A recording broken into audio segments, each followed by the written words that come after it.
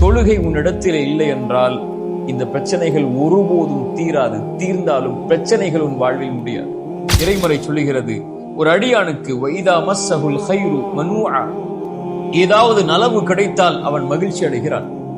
இதா மஸ்ஸஹு ஷர்ரு ஜஸூஆ, அவனை ஏதாவது தீங்கு நேர்ந்து விட்டால், கவலை அவனை அடைந்து விட்டால், ஜஸூஆ தடுமாறி விடுகிறான். எதற்கு இந்த வாழ்க்கை என்கிறான். கிடைக்கும் போது அவனுக்கு ஏதாவது ஒரு அருட்கொடை கிடைக்கும் போது அவன் மகிழ்ச்சி அடைகிறான்.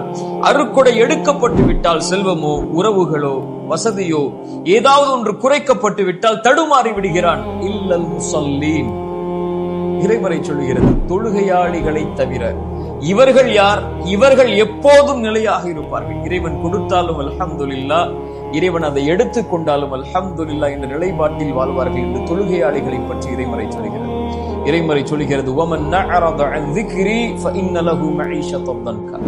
கவலையில் இருக்கிறீர்கள், கஷ்டத்தில் இருக்கிறீர்கள், செல்வ நெருக்கடியில் இருக்கிறீர்கள், கடனில் இருக்கிறீர்கள், வாழ்வில் பிரச்சனையில் இருக்கிறீர்கள், குடும்ப வாழ்வில் பிரச்சனையில் இருக்கிறீர்கள், கல்வியில் பிரச்சனையில் இருக்கிறீர்கள், பெற்றோர்களால் பிரச்சனை, பிள்ளைகளால் பிரச்சனை, உலக வாழ்வில் நண்பர்களால் பிரச்சனை, தொழிலில் பிரச்சனை, இவை எல்லா பிரச்சனைகளையும் சுமந்து கொண்டு தொழுகை உன்னிடத்திலே இல்லை என்றால் இந்த பிரச்சனைகள் ஒருபோதும் தீராது. தீர்ந்தாலும் பிரச்சனைகள் உன் வாழ்வில் முடியாது.